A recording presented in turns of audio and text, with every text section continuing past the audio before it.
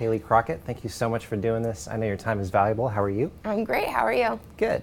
So every NPC show you've done, you've been in first call out. Is that correct? That is correct. That is very correct. I did my first show last November, so almost a year ago, and I did Texas State, and it was so much fun. I actually didn't know what I was doing or getting myself into, but I ended up having a blast and, getting first call out in both novice and open, and then taking second and first. So that's like what started this whole thing. So. What's it like posing in a first call out? It's very nerve-wracking because you have so many nerves going on, just so many things running through your head, your poses, what you've been going through, but it's an amazing feeling. It's something that you've worked so hard for. So when you hear your number, you're like, oh, is that me? Yep, that's me. So you're just like, you get really excited. And at that point, I'm like, you know what? Just do your best. You've worked as hard as you can for this moment. So it's just fun at that point. And how many shows has it been? 4 or 5? I've only done 3. So I did my first 2 state shows. I got nationally qualified actually last year. But I just did Texas Legends kind of as a practice for nationals. And then nationals, I did Pittsburgh. So that was great. And it was a lot of fun, my very first nationals. So it was great. Yeah, I think what threw me off was the novice and the you should stop doing novice. You don't need to do that. I know. Well, my coach always was like, it's actually an advantage just because they get to see you more than once. So they always see you, they've seen you before, now they see you again. So it's kind of just more like recognition. So that's why I said to do it. He's like, well, yeah, you're better than novice, but it's going to work in our benefit. So that's why I did it. Who are your top supporters? Your parents are off camera here. Definitely. My parents, 100%. They started off obviously as dance parents because I did competitive dancing forever, so they were always there. I remember when I first told them about it, they were like, what? Bodybuilding? I mean, you've been a dancer your whole life. That's like such a, from one extreme to the other. But I was like, yeah, this is what I'm going to do. And then I was really fortunate to have really awesome friends that, they literally were like, okay, this is the next journey. Like, we're with it. So, they came to all my shows and they've been really, really supportive. But definitely my family, my friends, and Jeff, 100%. So, yeah. How did you hook up with Jeff Twila? Because he is in the Dallas area. He's pretty popular.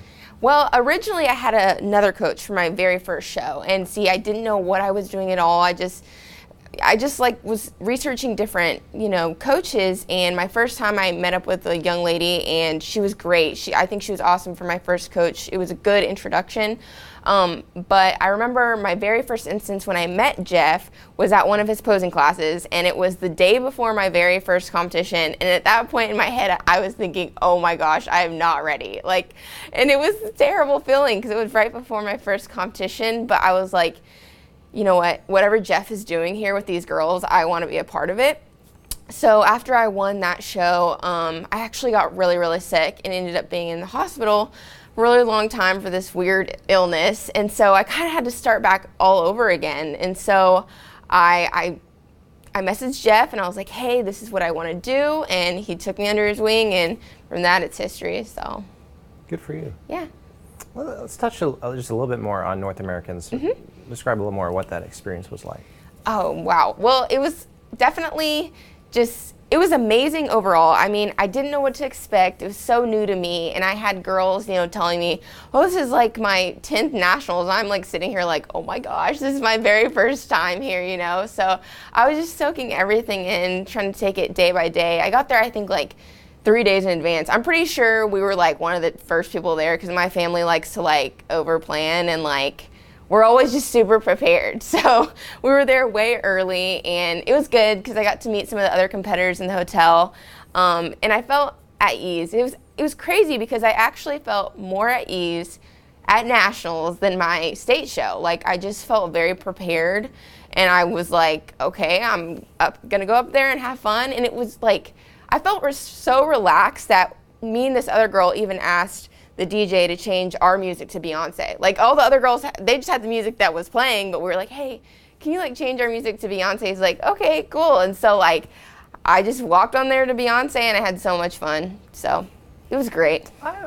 Do you have any advice for competitors on being calm during show day? Well, okay, it's different for everybody, but for me, I always, like I said, am very over prepared. So if you're supposed to have your contest jewelry, I have like 3 pairs. So you just over prepared, just so if something does happen, you always have, something to kind of catch you. But as far as nerves go, I always put my earphones in, put my blanket on over me, and I just chill and I just take it all in and relax, because there's no reason in getting worked up. You've worked so long for this, you've already put in the hard work. At this point you should have fun, meet the other girls, enjoy what you're doing, instead of getting so caught up with, oh my gosh, how am I gonna do? Because that's when it throws off your balance. So for me, I just try to take it all in and, go up there and do what I came to do. So. When you first started competing, was it a light bulb moment? You touched on it a little bit earlier, but like just one day you're like, yeah, I think I should do this. Well, actually, it was so crazy how I got started into this. So like I said, I was a competitive dancer my whole life. So since I was 2 years old, I was at the same studio, and I was put in costumes and automatically thrown on stage, at a very young age. So I was really used to being on stage and performing, and I was like, I loved being in the spotlight. It was my thing. And then I went to college and I danced on, my college dance team. I danced on a semi-pro hockey dance team. So I was very used to it. And then I was going through lots of auditions. I tried out for Dallas Mavericks twice, got into training camp twice, and it was just a lot. And I think I got burnt out on it. And I said... Were you on the CMT show? No, that was for Dallas Cowboys. Oh, I was trying out for Dallas Mavericks, but I have a million friends that are like on both teams, which I'm so excited for them. But it was just a lot of auditioning, and I was like, you know what? I'm just really tired of this. And I was like, if I don't make Mavericks this year, I was like, I want to do something so extreme that I've never done, completely out of my comfort zone. I was like, I'm going to do a bodybuilding show. And I told my friends that, and I remember they were just like, okay, Haley, you're going to do a bodybuilding show? Sure, okay, whatever. And I was like, I am. So I didn't make it that year. I got really close again. And I was like, okay, I said I'm going to do it. And so I did my research, found my coach, and then I did my first show, and then I fell in love with it. So that's how I started it. Good for you. Yeah. Shows are one in the off season. What is your plan this off season? Oh yeah, that's 100% true. Definitely we're working on growing my upper body. I felt like I came in a little bit too flat on top. We worked a lot on my size on top my last off season, but I did too much cardio at the end, and I came in a little smaller than I wanted to. My lower body is just naturally very full, and so I just kind of need to match my upper body with my lower body. So our plan this time is to drive upper body. So all back, shoulders, all that good stuff, which is stuff I love to do. I mean, I know people are like, you're a bikini girl, you love to do legs, but I actually love doing upper body. So I was excited about it. So that's what the plan is for right now. I already have my two next nationals picked out. So I'm competing in July, which I have a good amount of time to get everything together and, to perfect everything. So we're just taking it week by week. He sends me my weekly plan. Okay, this looks good. We need to work on this. So taking it weekly. So. Do you think your posing routine will pretty much stay the same? No. I mean, the thing about Jeff is he's so... I don't know if you know about Jeff, but he is like a connoisseur when it comes to posing. He just knows how to pose for your body type. And so for me, I grow muscle really, really quickly. So I put on muscle quickly. And when I first started posing, he's like, oh gosh, we need to chill on this. You're looking kind of figurey. And so I was like, oh dang, okay. Because I had naturally really broad shoulders. And so, but lately, he's been wanting me to do some of those figurey poses just so you can learn about mind-body connection and use the same techniques that you would use in figure but apply them to bikini. So it's been really cool. When I did my posing for nationals, he wanted it to be really, really girly, really, really, into myself. But right now we're kind of working on things that are a lot different from that, which is fun and it's exciting because I'm not ever doing the same thing. Every time I train with him, he's like, okay, let's work on your posing. So it's always something different. You never know. And honestly, Jeff changed my routine the day before my show at Texas Legends. And he's like, do you think we can do it? I'm like, let's just do it. And so it worked out great. So you never know with him.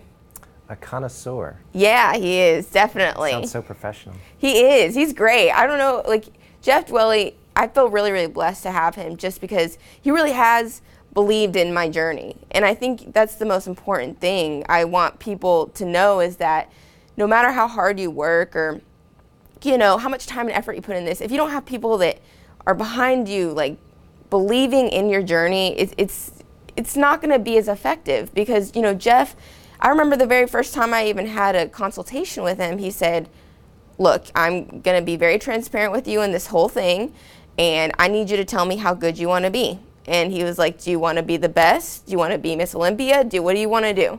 And so, or he's like, or do you just want to do a show, you know, just to say you did a show? And I was like, nope, I want to be the absolute best in the world. And he's like, okay, this is what we're going to have to do.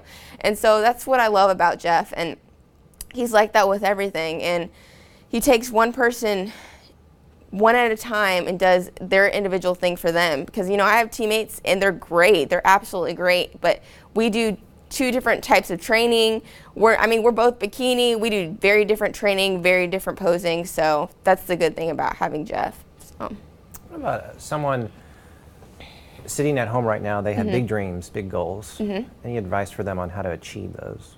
Well, I would say you need to really breathe, eat, and sleep that goal. Like for me, it was so ingrained in my head that I couldn't go to bed without constantly obsessing over this. And I know that sounds kind of, you know, absurd, saying, oh, you shouldn't obsess about it. But you almost have to obsess about it for things to happen, to manifest in themselves. I'm a big, big believer of the law of attraction. So the more that you expose yourself and truly believe that you will be that, the more it'll happen. I mean, I had to stop saying, oh, I hope I get first place. And I had to start saying, oh, I know I'm going to get first place. And that's not saying I'm cocky or anything at all. That's not where it's coming from. But it's saying I believe that I will be first place. And the more that you say that and implement it in your life, that goes with anything. That goes with trying to get a really good job, you know, in relationships, anything. Then you can have it. You can have it. You can be a millionaire. You know what I'm saying? You can be the next Miss Olympia. I mean, and I always think about that. Miss Olympia started somewhere. She wasn't Miss Olympia a long time ago. And so she had to truly believe that she was going to be that to succeed. And also, another thing that I do is I have a vision board.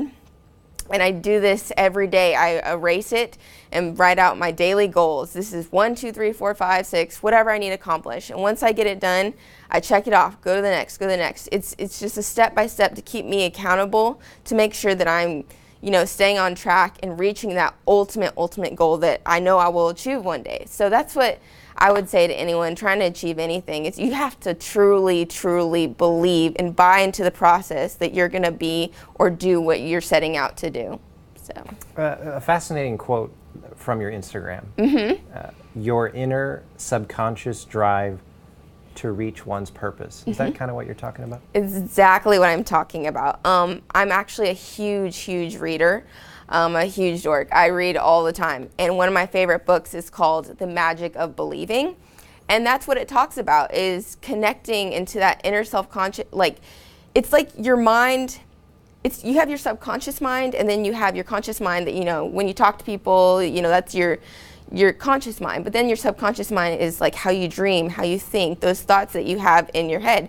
And so you have to constantly ingrain in yourself, oh, this is what I am. I am Miss Olympia. I am going to do this. This is what I'm going to do.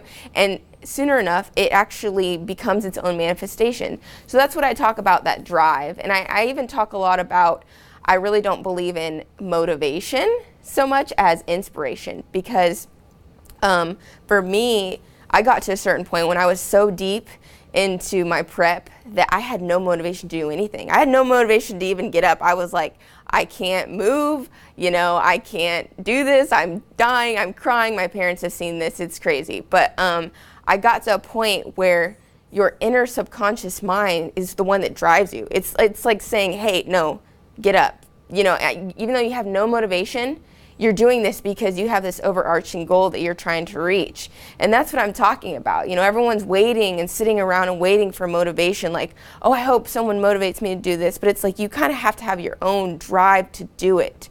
You know, because some days you're not going to have that motivation, and you have to just want it enough to make it happen. So I talk about that a lot, definitely. That's cool. Good for you. Thanks. It's fascinating how bodybuilding can translate into all other parts of Yes. the competitors' lives.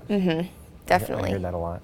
Yeah, it really does. And I think it goes with anything, like being successful in whatever you do. I mean, if you can be successful at bodybuilding because it takes so much self-discipline, you know, then you can be successful in anything. Like I said, you can be a millionaire if you want to be. You can, you know, create the next best software out there if you want to. And you can also be Miss Olympia or Mr. Olympia if you truly, truly put that time and effort and that drive, and everything is obsessed around achieving it, you know. And like I said, you can make anything happen as long as you're willing to do it. So.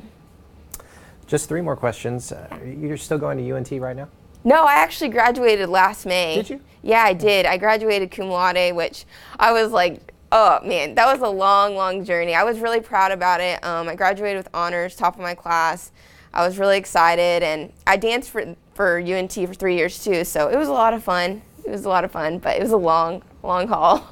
So. And are you still working for the Allen Americans? No, I actually don't, but I do a lot of side work with them. I mean, on the side, just like volunteering, but I don't actually dance or work with them anymore, but they're all still great. I still go to all of their games when I can and help out with anything. And I actually work at this clinic called AD Precision Health, and they're actually the sponsors for their teeth whitening. So I see them all the time. I'm in and out with them all the time. So I always keep up with my dance sisters. They're always there. They come to my competitions. I go to their stuff. So it transcends. So. And then finally, the Texas State Fair is a big deal in Dallas. Yes. I think you were there. I was there. I think the question is, what's the favorite thing you tried at the fair? Okay, hands down, if you go to the Texas State Fair, well, actually, I think it ended last weekend, but you should have gotten the deep fried red velvet cupcake. That was hands down my favorite thing I ate. I have such a huge sweet tooth. Oh my gosh, it was the best thing ever. So, yeah. Very cool. Well, this is a lot of fun. Thank you. I had so much fun.